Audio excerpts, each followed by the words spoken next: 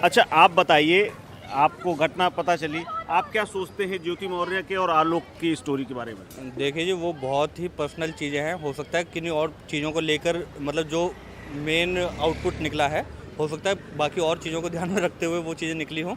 तो इस पे जजमेंट मतलब नॉर्मली पब्लिक को नहीं देना चाहिए उस तरीके से।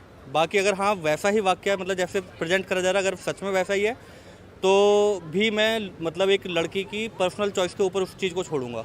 मतलब ऐसा नहीं है कि लड़के ने मतलब पढ़ाया और उसके बाद वो एफडीएम बन गई, उसकी उन चीज़ों को ध्यान में रखते हुए लड़की की पर्सनल चॉइस तब भी है वो। तो ये स्टैंड है, इससे ज़्यादा।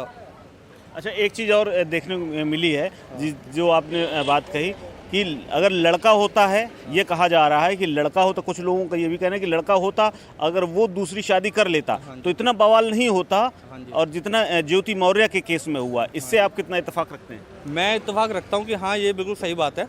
मतलब इसमें कोई दो राय नहीं है, क्योंकि क्या होना चाहिए और क्या होता है में ज़मीन आसमान का अंतर है। क्या चीज़ें क्या होता है, वो सोसाइटी कैसे रूल कर रही होती है, ये हमें भी पता है कि लड़की की क्या मतलब एक तरीके से स्थिति है हमारे समाज में।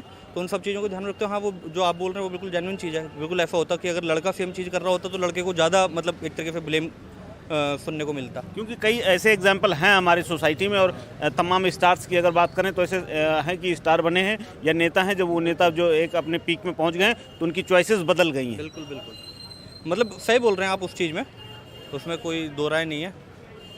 अच्छा, आपसे अगर मैं पूछूं कि ज्योति मौर्य को लेकर के जो सोशल मीडिया में जिस तरह की बातें हो रही, चलिए एक तो वो जैसे भाई साहब ने कहा कि वो पर्सनल मामला है, लेकिन सोशल मीडिया में जिस तरह से कमेंट किए जा रहे हैं, एक महिला को ये कहिए कि उसका हरण किया जा रहा है, एक तरह से जो उसका चरित्र का हरण है वो हो रहा है, आप किस तरह से इस पूरे प्रकरण को देखते हैं?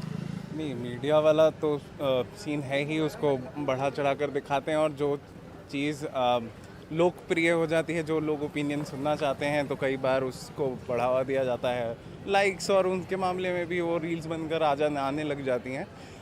पर मेरे हिसाब से जो ये कह रहे थे कि थोड़ा सा समझना चाहिए, अगर नहीं पता है हमें कि इंटरनली क्या चल रहा था और जो सिचुएशन क्या रही होगी, क्योंकि अभी तक हमने लड़के का बयान तो सुना है, लड़की ने ऐसा कोई बयान आया नहीं है सामने, और फिर भी जो चॉइस की बात है, तो संविधान पूरी आज़ादी देता है आपको, तो उसके ऊपर तो हम सामाजिक तरीके से जो भी बात करें, पर कोई अंकुश लगा नहीं सकता।